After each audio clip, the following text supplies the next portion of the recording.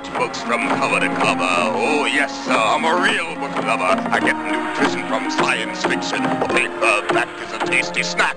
Literature was my favorite feed. That is until I learned to read. Now I read books from cover to cover. Oh, yes, ma'am, I'm a real book lover. I've been reading ever since I lost my horns of ignorance. Why don't you be a real book lover like me? Come on, Dinah.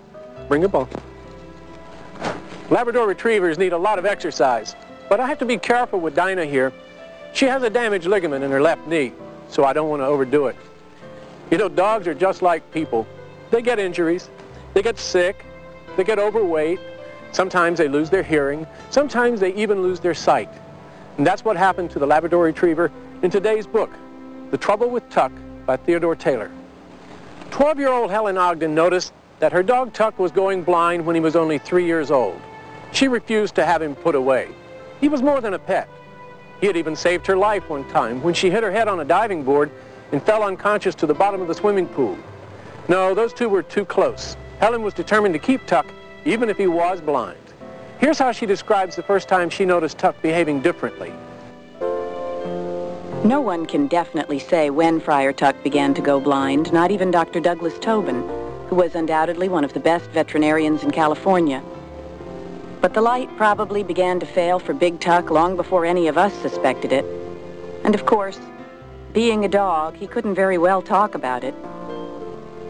I suppose that exactly when the shadows began creeping in or when he finally slid into total darkness doesn't really matter. Yet I can clearly recall that miserably hot summer day so long ago when we first thought something might be wrong with Tuck. It didn't seem possible. Young, beautiful, so free-spirited. He had a long life ahead. But the August of Tuck's third year on Earth, my father, an electronics engineer, flew to Chicago on business. And the next day, a Monday, about mid-morning, some neighborhood cats got into a noisy brawl along our back fence, spitting and screeching. To Friar Tuck, that was always an unpardonable sin. Not only were these cats intruding in his yard, a private and sacred kingdom, but worse, they were creating an ear-splitting disturbance. His answer was immediate attack, as usual. My mother was in the kitchen at the time and heard him scramble on the slick linoleum, trying to get traction with his paws, and as she turned, she saw him plunge bodily through the screen door, ripping a gaping hole in the wire mesh. Up in my room, making my bed, as I remember, I heard her yell, something she seldom did, and thinking she'd hurt herself, I hurried downstairs and out to the kitchen. Mother was standing by the back door, looking outside, puzzlement all over her face, which was usually a mirror of calmness. She still had her hand on top of her head, having forgotten it was there. Putting fingers to her hair was a familiar gesture when calamity occurred. "Tuck just went through this door," she exclaimed, unable to believe it. The hand came down slowly. I declare. She was a Southern lady, but had lost most of her way of speaking. I then saw the big hole in the wire, as if something had exploded there. Some cats were fighting, and he got up and ran right through the door.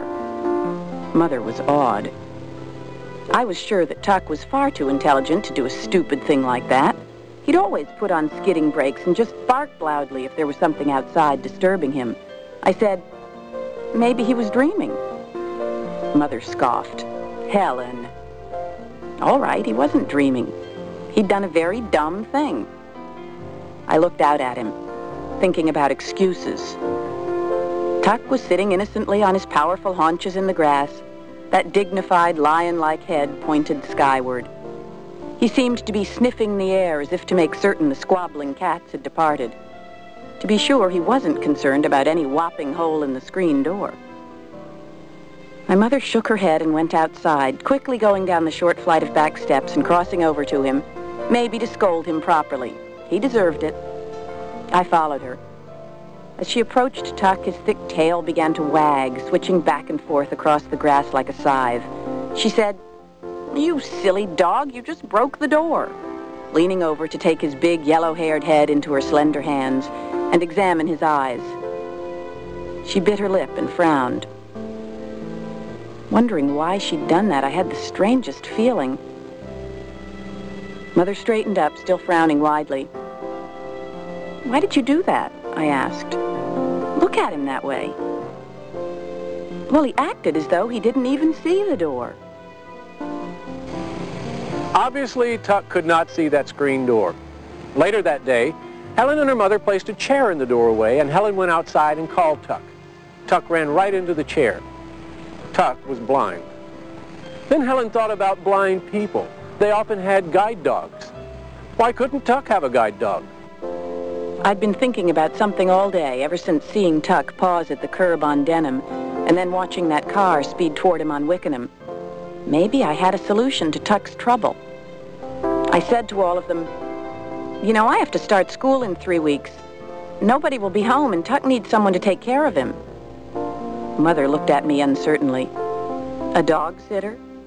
My father commented, "That's not necessary, Helen. We can't afford that kind of thing. I think he's learning to adjust." I'd told my mother about the car on Wickenham in the morning. She muttered, "Learning to adjust to jeopardy." "I don't mean a dog sitter," I said. "I've been thinking all day about what he needs. He needs one of those dogs that help the blind." No one said a single solitary thing. Silently, they all just turned together and looked at me as if I were bedbug crazy. 4 enemy heads aimed in my direction. Because I didn't think it would do much good to talk with my family anymore about a helper dog for Tuck, I stopped by Ledbetter's on Tuesday to visit Mr. Ishihara. Always an optimist, he immediately said it was a brilliant idea. "What can you lose?" he asked. Nothing at all, I thought.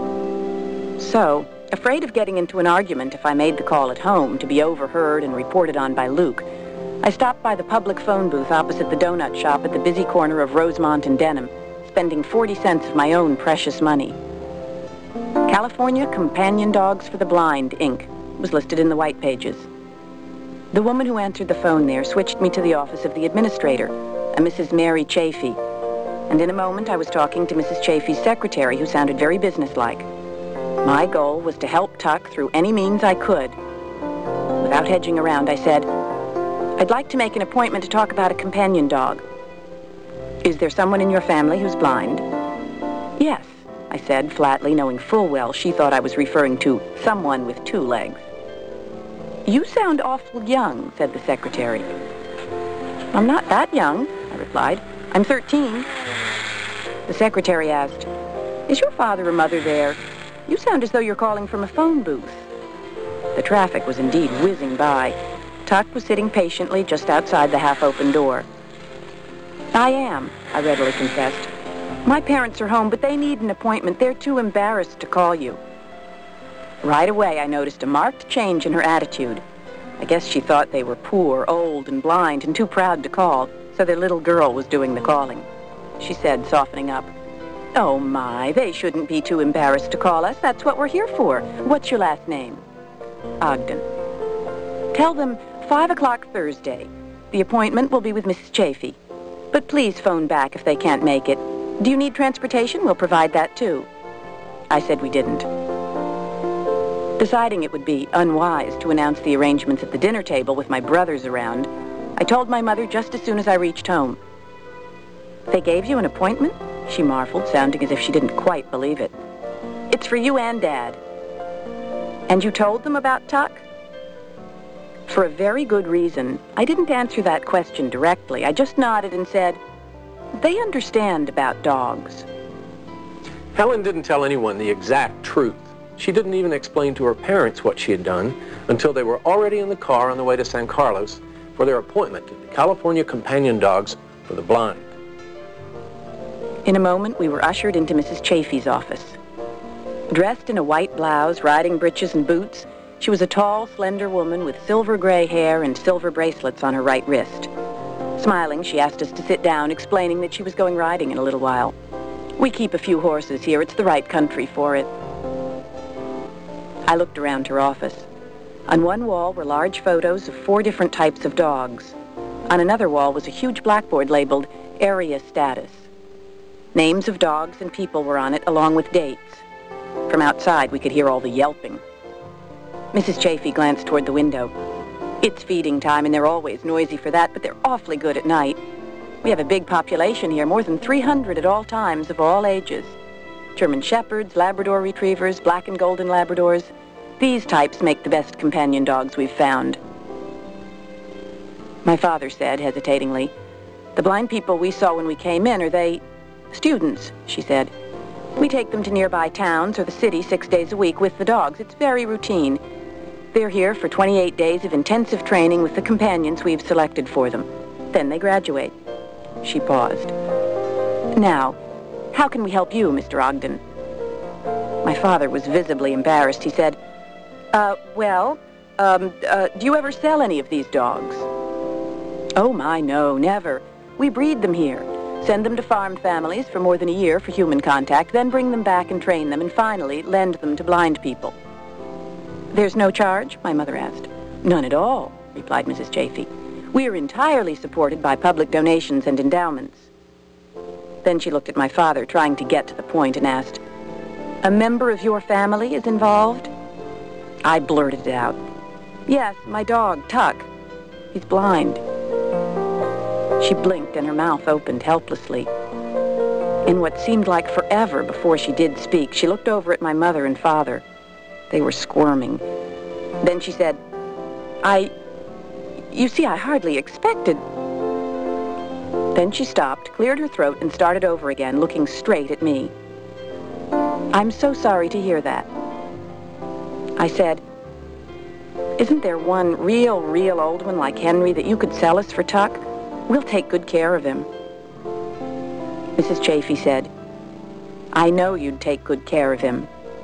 She nodded toward the board. "See the dogs up there with the masters and mistresses by each name and the date we graduated those teams?" I looked up at the board. When a dog retires at about the age of 8 and is replaced by a younger dog, the retired dog often stays with the blind person's family or goes back to the farm where it lived for a while, or in a few cases, retires here like Henry and the others you saw in the hall. They become the pets of staff members. "I'd hoped there'd be just one," Mrs. Chafee said. "Helen, our dogs are so very special. We select only the best, and it costs more than $6,000 to train each human-dog team. Our contributors would be outraged if we sold a companion dog. You must understand." Though I swallowed and nodded, I had to lower my head to hide the deep disappointment. I'd been so certain they'd sell us a dog for Tuck. Mrs. Chafee went on, "And you know, I've never heard of a companion-type dog being teamed with a blind dog. I'm not sure it would work." It seemed that the only thing the family could do was confine Tuck to the house in the backyard. But that turned out to be more trouble than Helen had imagined. And it caused a lot of family problems. That is, until the arrival of Lady Daisy. The Trouble with Tuck by Theodore Taylor. And while you're at the library, you might look for another story about a blind animal, The Blind Colt by Glenn Rounds. Both of these excellent books will give you a lot to think about. I'll see you next time.